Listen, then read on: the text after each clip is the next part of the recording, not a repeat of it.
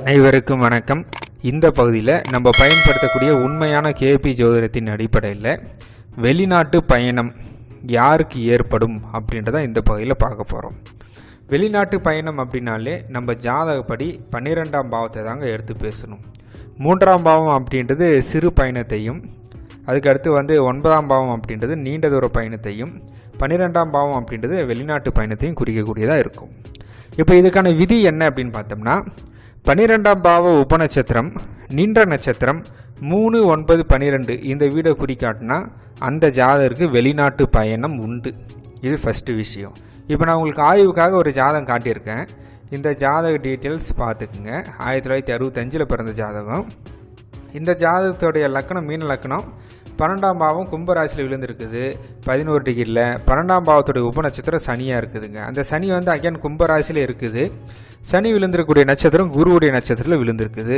அந்த குருவுடைய குறிக்காட்டி நம்ம எடுத்து பார்க்குறோம் அப்படின்ற போது 1, 2, 3, 6, 9, 10 அதில் பர்டிகுலராக 3ஆவது வீட்டையும் 9ஆவது வீட்டையும் குறிக்காட்டுது. அப்போ இந்த ஜாதகருக்கு வெளிநாட்டு பயணம் உண்டு. இது ஃபஸ்ட்டு விஷயம். அதுக்கடுத்து இவர் வெளிநாட்டுக்கு எதுக்காக போவாங்க? ஒரு வேலைக்காக போவாங்களா, இல்லை தொழிலுக்காக போவாங்களா, இல்லை டூரிஸ்ட்க்கு மாதிரி சும்மா போய் ஊர் சுற்றி பார்த்துட்டு வந்துடுவாங்களா, இல்லை ஒரு படிப்பு சார்ந்தவரில் ஸ்டூடெண்ட் விசாவில் போயிட்டு வருவாங்களா, அது மாதிரி எந்த காரணத்துக்காக இவங்க வெளிநாட்டுக்கு போவாங்க அப்படின்ற விஷயத்தை சொல்லக்கூடியது இந்த 12ஆம் பாவ உபநட்சத்திரம் சனி. இந்த சனின்ற கிரகத்துடைய காரகத்துவமும், சனி எந்த பாவத்தில் அமர்ந்திருக்காரோ அந்த பாவ காரகத்துவமும், சனி எந்த ராசியில் அமர்ந்திருக்காரோ அந்த ராசி காரகத்துவத்தையும் நம்ம ஒப்பிட்டு பதில் சொல்லணும். சரி, ஓகே, வெளிநாட்டுக்கு போவாங்கன்னு சொல்லியாச்சு. எப்போ போவாங்க அப்படின்னா, அதுக்கு தான் நமக்கு இங்கே பாவ குறிக்காட்டி இருக்குது. இந்த பாவ குறிக்காட்டியில் இப்போ நம்ம வெளிநாட்டு பயணம்னா 3, 9, 12ன்னு பேசின்னு இருக்கோம். 3ஆம் பாவத்துக்கு நேராக இருக்கக்கூடிய கிரகமும், 9ஆம் பாவத்துக்கு நேராக இருக்கக்கூடிய கிரகமும், 12ஆம் பாவத்துக்கு நேராக இருக்கக்கூடிய கிரகத்தை நோட் பண்ணிக்கணும்.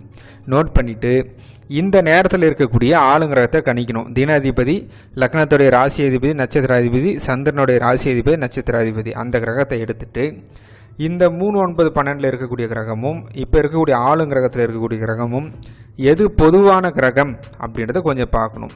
பொதுவான கிரகத்தை எடுத்து அந்த பொதுவான கிரகத்தில் இப்போ நடக்கக்கூடிய தசாநாதனே இருந்தால் இந்த தசையிலே அவங்க வெளிநாட்டுக்கு போவாங்க.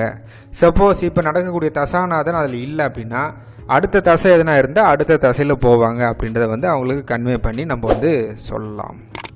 நன்றி, வணக்கம்.